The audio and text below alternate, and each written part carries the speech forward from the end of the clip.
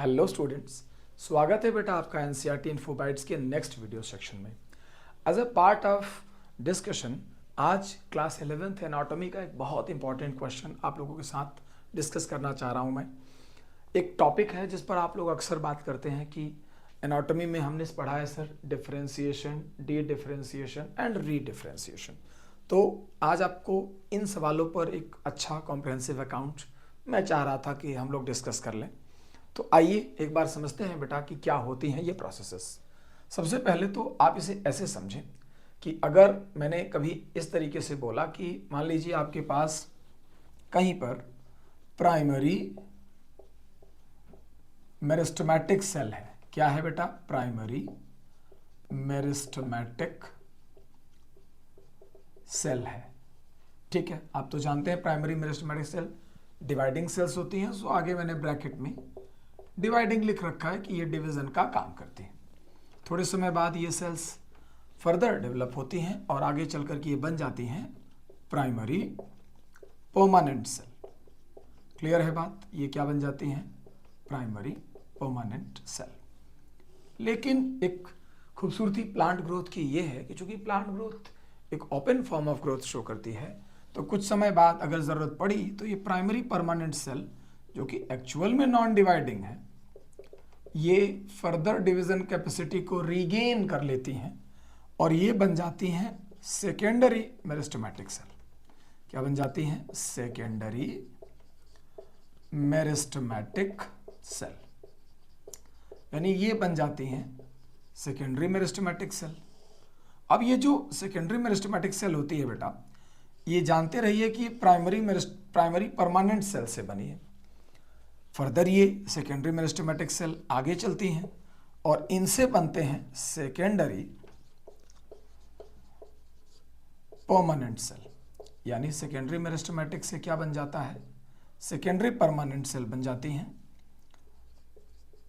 ये मैंने यहां पर मेंशन कर दिया है और इस तरीके से आप ये देख पा रहे होंगे कि एक इवेंट शीट आपके सामने है। ये जो सेकेंडरी मेरिस्टेमेटिक सेल है ये फर्दर फिर से डिवाइडिंग है और ये जो सेकेंडरी परमानेंट है ये फिर से नॉन डिवाइडिंग है।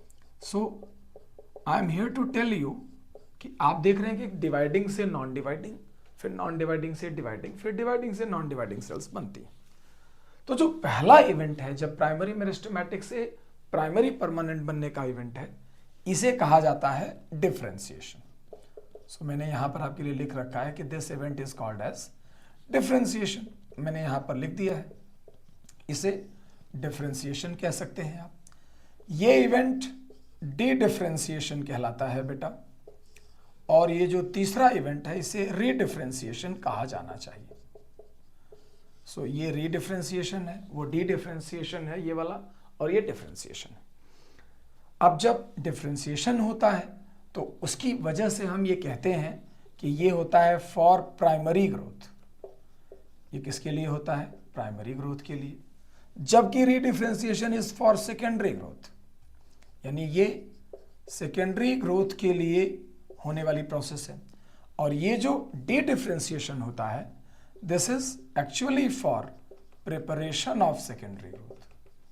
प्रिपरेशन ऑफ सेकेंडरी ग्रोथ यानी आगे प्लांट सेकेंडरी ग्रोथ करने वाला है, उसकी तैयारी के लिए प्लांट डी डिफरेंशिएशन करता है।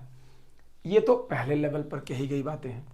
ये भी समझिए साथ में ही आप कि जब कोई प्लांट डिफरेंशिएशन करता है तो इसका मतलब है कि लॉस ऑफ डिवीजन कैपेसिटी होती है।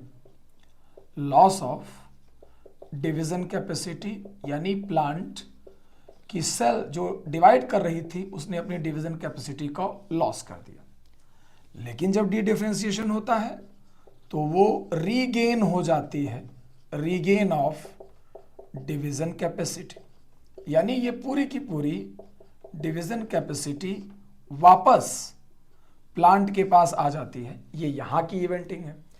और जब रीडिफरेंशिएशन होता है तो फिर से ये डिवीजन कैपेसिटी का लॉस हो जाता है। लॉस ऑफ डिवीजन कैपेसिटी फिर से हो जाती है। तो कहीं ना कहीं आप देखिए पहले कैपेसिटी का लॉस होना, फिर रीगेन होना, फिर लॉस होना, इस तरीके से इवेंट चलता है। प्राइमरी मेरिस्टेमेटिक सेल नॉर्मली हम कहते किसे हैं? अब आपको मैं इन सभी के एग्जाम्पल मोड भी समझाता हूं ताकि आपको एक्चुअल में पता रहे कि कौन कहां बन रहा है। प्राइमरी मेरिस्टेमेटिक सेल का मतलब एपिकल मेरिस्टेम, इंटरकैलरी मेरिस्टेम, आप समझते जाइए डॉक्टर्स। और इसके अलावा जो हम पढ़ते हैं कि इंट्राफेसिकुलर कैम्बियम, ये तीन के तीनों ही प्राइमरी मेरिस्टेम के एग्जाम्पल हैं। अब इनसे प्राइमरी परमानेंट, जिसे आप पेरेन्काइमा कह सकते हैं, कोलेनकाइमा कह सकते हैं, स्क्लेरेनकाइमा कह सकते हैं, या ज़रूरत पड़े तो प्राइमरी जाइलम कह सकते हैं या प्राइमरी फ्लोएम कह सकते हैं, इनका बनना। आप देखिए, आपको मैं, चूंकि जैसा कि मैंने कमिटमेंट किया हुआ है कि हम हाई क्वालिटी कंटेंट पर बात करेंगे, तो एग्जाम्पल वाइज भी याद कीजिए। फिर उसके बाद सेकेंडरी मेरिस्टेमेटिक में दो चीजें आती हैं। एक तो आता है इंटरफेसिकुलर कैम्बियम, इंटरफेसिकुलर कैम्बियम, और एक आता है कॉर्क कैम्बियम, जिसे फेलोजन भी कहा जाता है। क्या कहा जाता है डॉक्टर्स? फेलोजन। ठीक है, आप मुझे बताइएगा कि इस बात को इस तरीके से आप याद कर सकेंगे नहीं। फिर उसके बाद आता है सेकेंडरी परमानेंट। सेकेंडरी परमानेंट में जहां एक तरफ फेलम और दूसरी तरफ फेलोडम,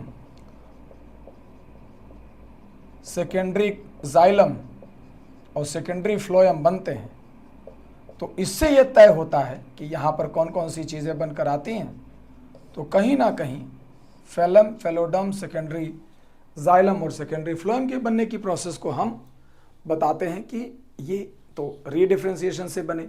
ऑड वन आउट वाले सवाल याद करिए। रीडिफ्रेंशिएटेड टिश्यूज ये सब हैं, डी डिफ्रेंशिएटेड टिश्यूज ये सब हैं, डिफ्रेंशिएटेड टिश्यूज ये सब हैं। तो कभी ऑड वन आउट कोई पूछे तो ये बताइए। प्लांट्स में एक बड़ी स्पेशल बात कही जाती है बेटा, कि जो प्लांट का डिफ्रेंशिएशन होता है वो एक्चुअली ओपन होता है। ओपन होता है, इसका मतलब ये होता है कि एक किसी भी सेल से, मान लो सेल 1 है, उससे वेरियस टाइप की सेल्स बन सकती हैं। ये प्लांट्स की बड़ी खास बात है। और एक बड़ी अच्छी बात मैं हमेशा कहता हूं जो आपके लिए इंपॉर्टेंट है, कि फेट ऑफ सेल, सेल का fate of cell depends upon function, place of cell. यानी सेल क्या बनने वाली है ये इस बात पे तय करता है कि वो कहां है। ठीक है, और इस तरीके से आप एग्जैक्टली समझ पाएंगे। आपका अगर ये सवाल है कि सबसे बाहर एपिडर्मिस ही क्यों होता है, उसके अंदर कॉर्टेक्स क्यों होता है, उसके अंदर एंडोडर्मिस क्यों होता है, बीच में पेरिडर्म क्यों होता है, तो इसका ये जवाब है कि इनकी पोजीशन ये बताती है कि इनको क्या बनना है। तो अब आप जब इस चार्ट को देखेंगे तो आपको एग्जाम्पल अलग से तैयार हो जाएंगे, इवेंट्स अलग से तैयार हो जाएंगे, उन इवेंट का पर्पस क्या है ये अलग पता चलेगा, और उन इवेंट्स में मेनली क्या क्या बातें। जैसे एक देखिए, ये वर्ड जरा याद रखिएगा, ये याद रखिएगा और ये भी याद रखिएगा।